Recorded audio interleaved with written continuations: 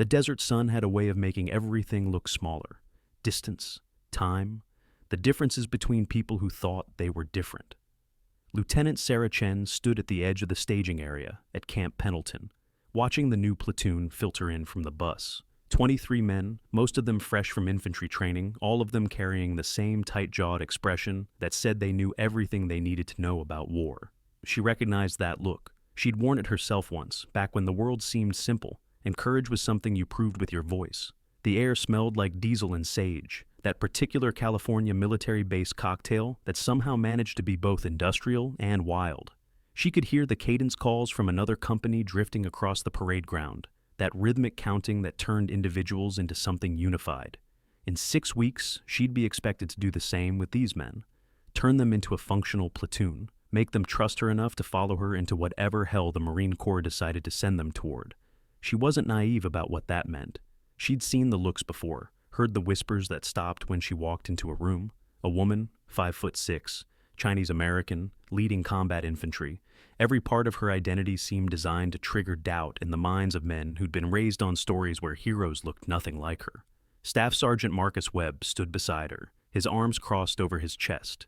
He was her platoon sergeant, a 20-year veteran with 3 deployments under his belt and the kind of weathered face that suggested he'd seen enough to stop being surprised by anything. But even he had reservations. She could feel them in the way he'd been just slightly too formal during their meetings, in the carefully neutral tone he used when addressing her. "They're young," Webb said, not looking at her. "They're Marines," Sarah replied.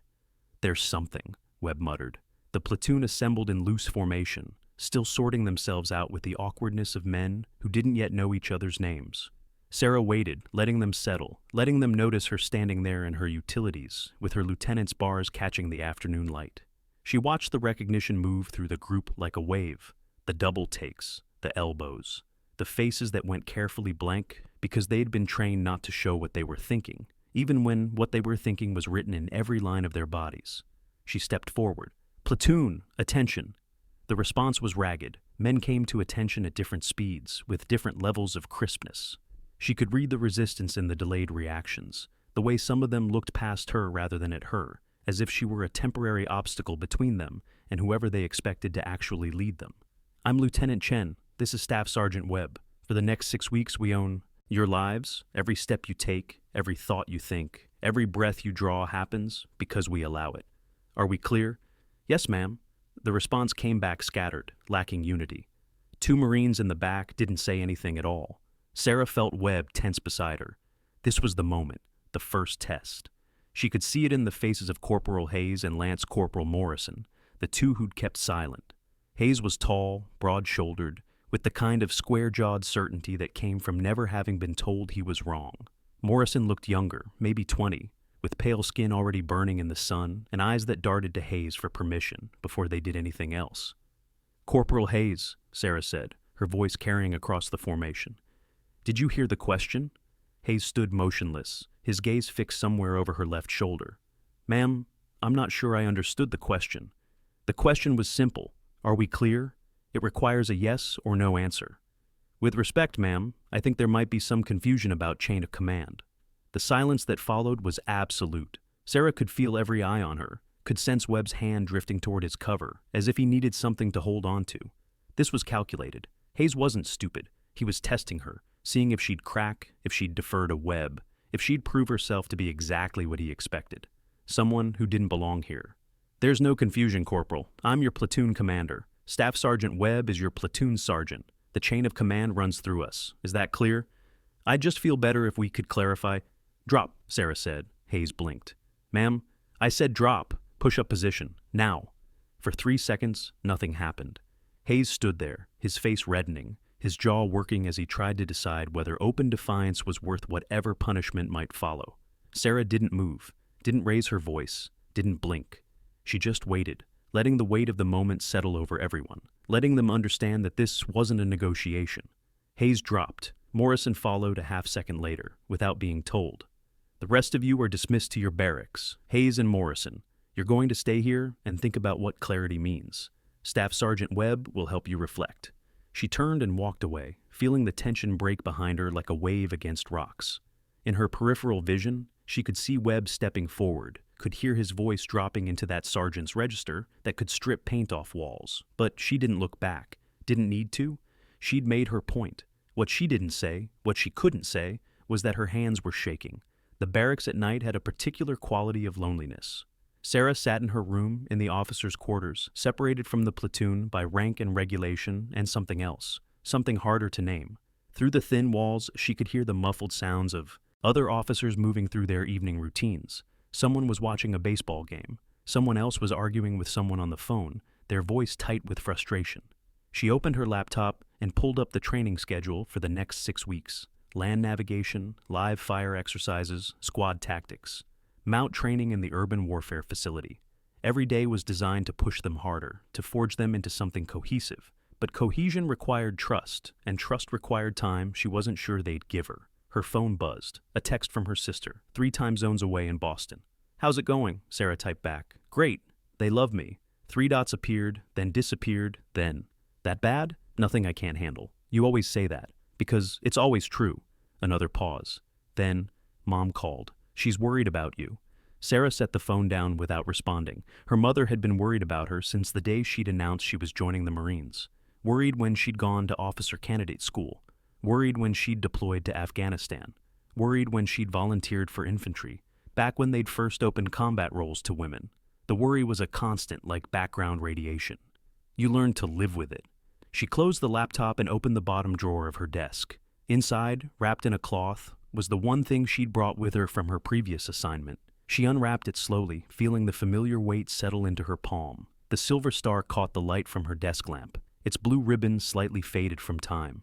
Next to it, the bronze star with V device, the purple heart, the combat action ribbon, the Afghanistan campaign medal.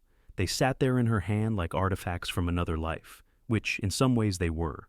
These medals represented 2 tours, countless firefights, 3 wounded evacuations, and 1 night in Helmand province that she still couldn't talk about without her throat closing up. She'd earned these, bled for them, watched better people than her die for them. But they sat in a drawer now because wearing them would be seen as boasting, proving, trying too hard. So she kept them hidden, let people make their assumptions, and dealt with the Hayes and Morrisons of the world the only way she knew how. By being better than they expected, quieter than they feared, and more stubborn than they could imagine. She wrapped the medals back up and returned them to the drawer. Tomorrow, the real work would begin. The first week was brutal by design. Sarah pushed them through conditioning hikes in the hills behind base, through pugil stick training that left everyone bruised, through classroom sessions on rules of engagement that tested whether they could think as clearly as they could fight. She watched them begin to gel, saw friendships forming in the shared misery of early morning runs and late evening inspections. But Hayes remained a problem. He followed orders, technically, showed up on time, performed his duties, maintained his gear. But there was always a half-second delay in his responses to her commands, a fractional hesitation that the other Marines noticed. He never quite met her eyes, never quite offered the same crisp, "yes, ma'am," that he gave Webb. It was subtle enough that she couldn't call him out without seeming petty, but present enough that it poisoned the well. Morrison followed Hayes's lead like a shadow. Where Hayes resisted, Morrison hesitated. Where Hayes doubted, Morrison questioned. Together, they formed a core of resistance that kept the platoon from fully cohering around her. In the second week, during a land navigation exercise in the hill country, she overheard them talking. She was checking coordinates behind a cluster of manzanita bushes when their voices carried over the ridge. "I'm just saying, we're going to deploy with her." Hayes's voice. "What happens when shit gets real?" Webb seems okay with it. Morrison uncertain. "Webb's a lifer. He'll follow orders if they tell him to march into hell, but we're the ones who'll pay for it when she freezes up." "You don't know she'll freeze up." "You seen combat, Morrison? You know what it takes?"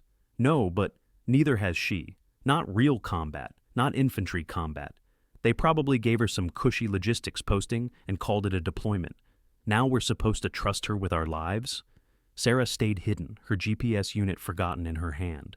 She could step out, confront them, make it official. But what would that accomplish? They'd deny it or claim they were just talking, just processing. And maybe they were. Maybe doubt was natural. Maybe she was being too sensitive. She waited until they moved on, then took a different route back to the rally point. That night, she stayed late in her office reviewing personnel files. Hayes, Christopher M., age 22, high school football captain. Father and grandfather both Marines, excellent marksman scores, natural leader, according to his infantry school instructors. The kind of Marine the Corps built itself around. And he might be right. Not about her freezing up, she knew what she was capable of, but about the cost of doubt. In combat, hesitation killed people. If even one Marine questioned her judgment at the critical moment, it could cascade through the entire platoon. She could be the best tactician in the Corps, and it wouldn't matter if they didn't trust her enough to follow. She pulled out a blank sheet of paper and started writing a training plan. If they needed proof, she'd give them proof. Not of her medals, that felt like showing your cards too early, but of her competence. She'd outwork them, outthink them, and outlast their skepticism until there was nothing left to doubt. The third week brought live fire exercises. Sarah led them through room-clearing drills at the Mount facility, the urban warfare training site that mimicked the streets of Baghdad or Fallujah or any of a dozen cities where Marines had learned that buildings could kill you as efficiently as bullets. The facility smelled like concrete dust and gunpowder, echoed with the crack of blank rounds and the shouts of Marines moving through fatal funnels. She took point on the first few runs, showing them how she wanted it done, fast but controlled, loud but coordinated.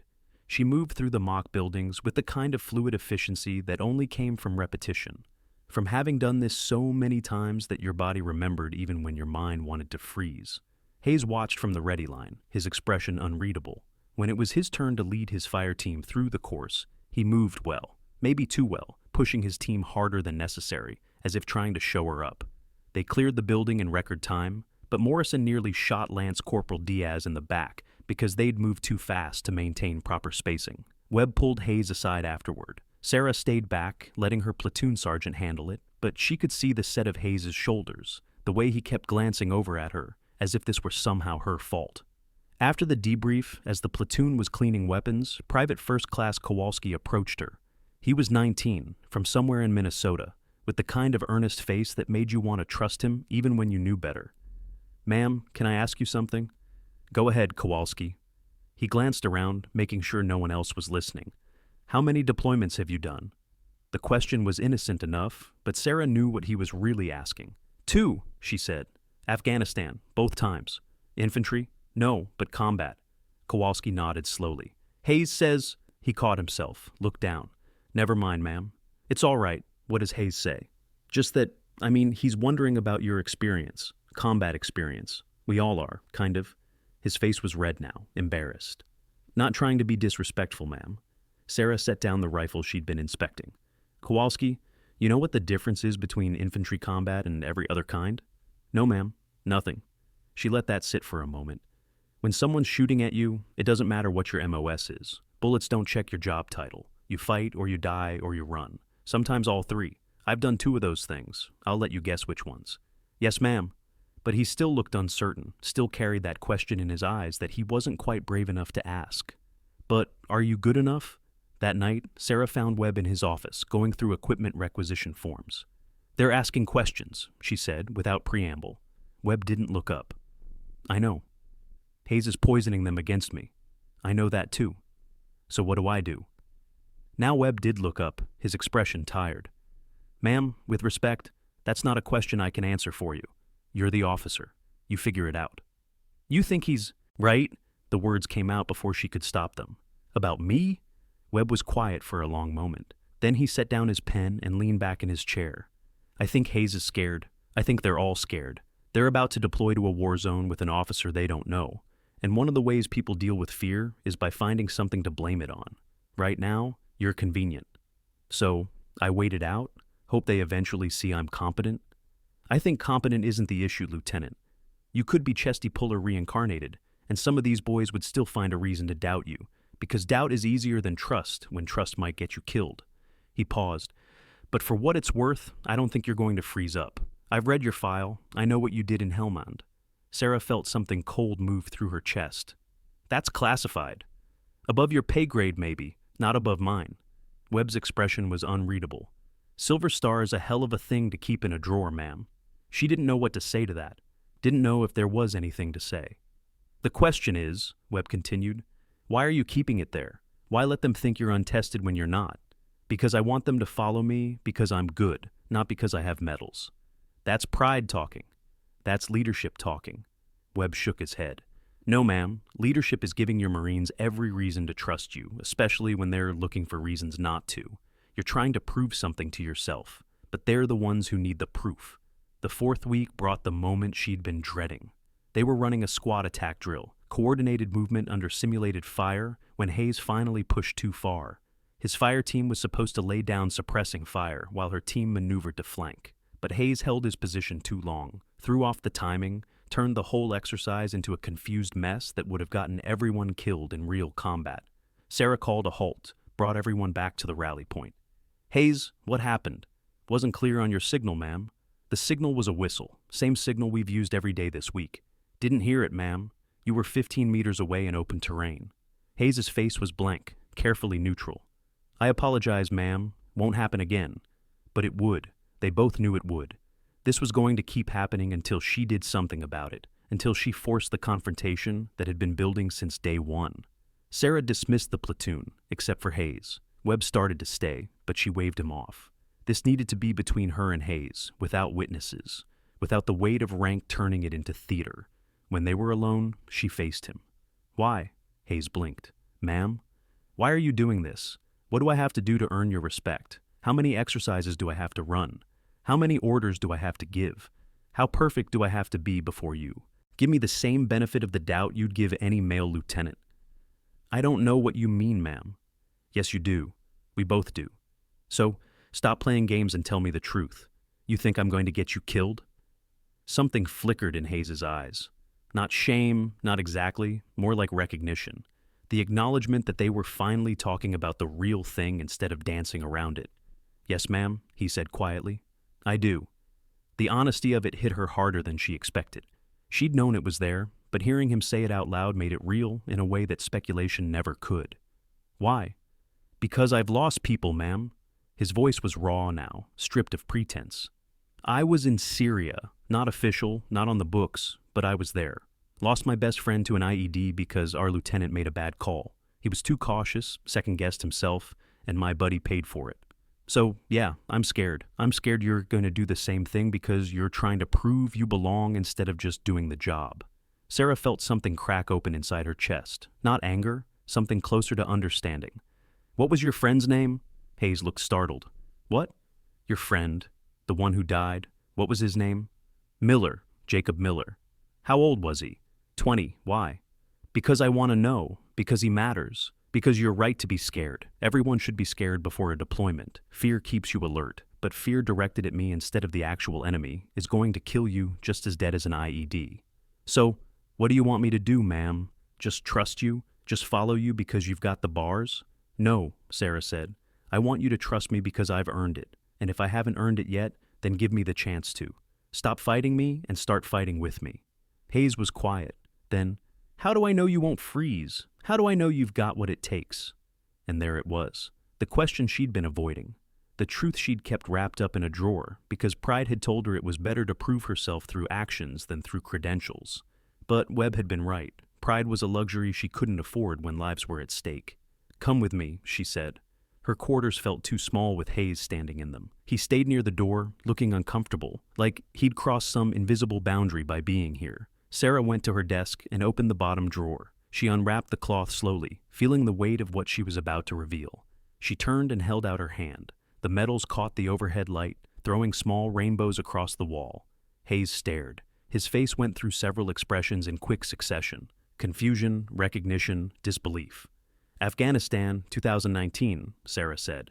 My convoy hit an IED outside Sangin. The vehicle in front of us flipped, caught fire. The gunner was trapped inside, screaming. Everyone else was taking cover, calling for QRF, doing what they were trained to do. I went in, got him out, got burned doing it. You can see the scars if you want, they're on my back. He lived, I got the silver star. She held up the bronze star. Same deployment, different day. We were providing security for a village council meeting. Taliban attacked. I held a defensive position for 4 hours until reinforcements arrived. Killed 6 insurgents, kept them from flanking my Marines. Bronze star with V for valor. Then the Purple Heart.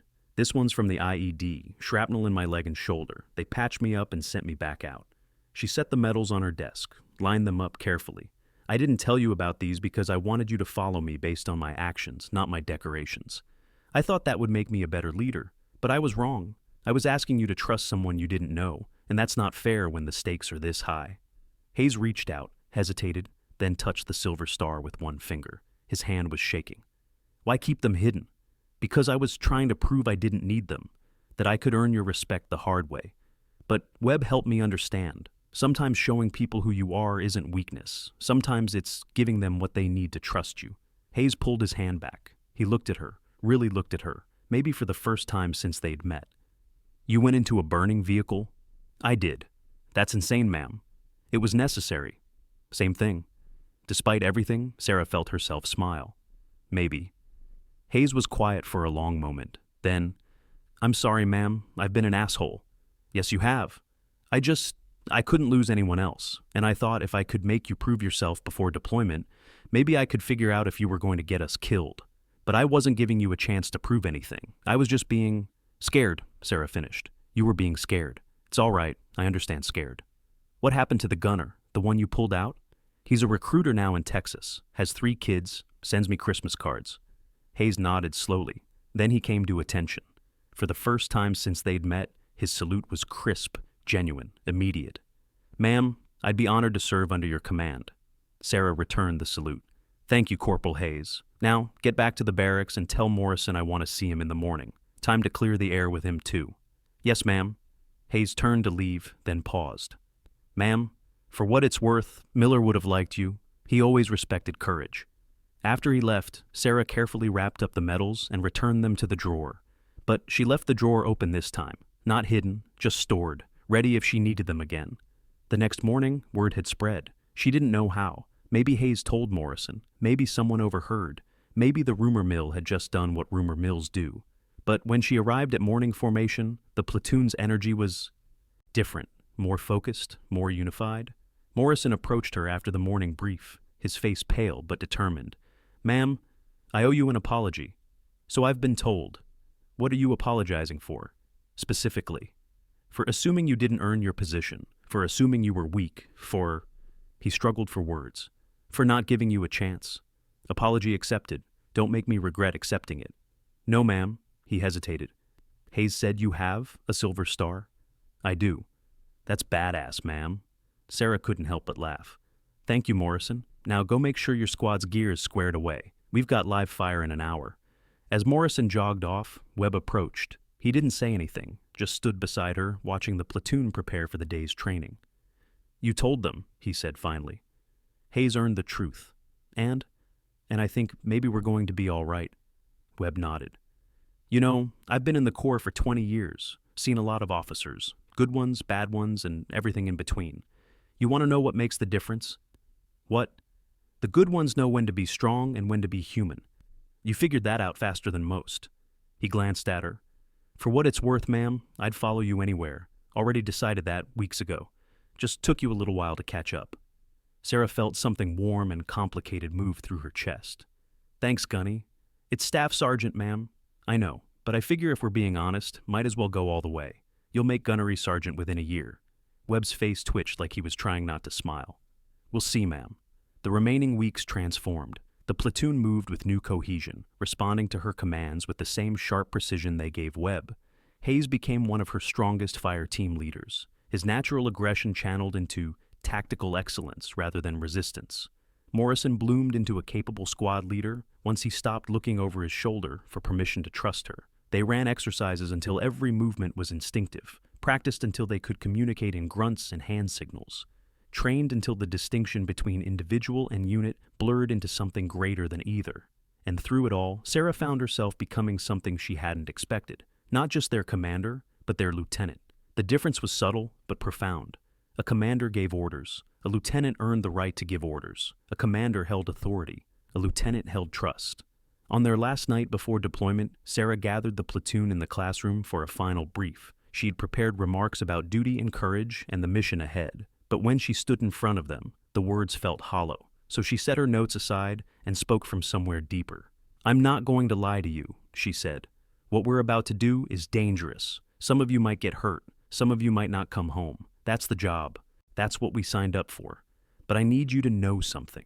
Every decision I make, every order I give, every risk I take, it's about bringing all of you back alive. Not glory, not medals, not proving anything, just getting you home to the people who love you. She paused, meeting each Marine's eyes in turn. I know I'm not what you expected. I know some of you had doubts. Hell, I had doubts. But here's what I know now. We're a platoon, not 23 men and one woman, not a collection of individuals, a platoon. And that means we look out for each other. We trust each other. We fight for each other. Because that's the only way any of us survive. The silence that followed was complete. Then Hayes stood. He came to attention. Saluted. One by one, the rest of the platoon rose. 23 Marines, standing as one, saluting not because they had to, but because they chose to. Sarah returned the salute, feeling the weight of their trust settle over her shoulders like body armor, heavy, essential, earned. 3 months later, in a valley in Syria that officially didn't exist on any map, Lieutenant Sarah Chen led her platoon through a night raid that would never make the news. They moved through darkness like a single organism, each Marine trusting the one beside him, all of them trusting the woman who'd proven herself not with medals, but with something harder to quantify. The willingness to be human, to be vulnerable, to admit that courage and fear could coexist in the same heart. Hayes took point, Morrison covered their 6, Kowalski ran comms, and 20 others did their jobs with the quiet excellence that only came from trust. They completed the mission without casualties, extracted without compromise, and returned to base as the sun rose over desert mountains that had seen 1,000 wars and would see 1,000 more. In the after-action report, Sarah's commanding officer would note her exceptional leadership under combat conditions. But the real measure of her success wasn't written in any official record. It was in the way her Marines looked at her now, not with doubt, not with resistance, but with the kind of respect that could only be earned one day, one decision, one moment of shared humanity at a time. The medals stayed in their drawer, still wrapped in cloth, still hidden from view. But Sarah didn't need them anymore. She'd learned what they couldn't teach, that leadership wasn't about being perfect or fearless or extraordinary. It was about being present, being honest, and being willing to trust others enough to let them trust you back. Sometimes the hardest battles weren't fought with weapons.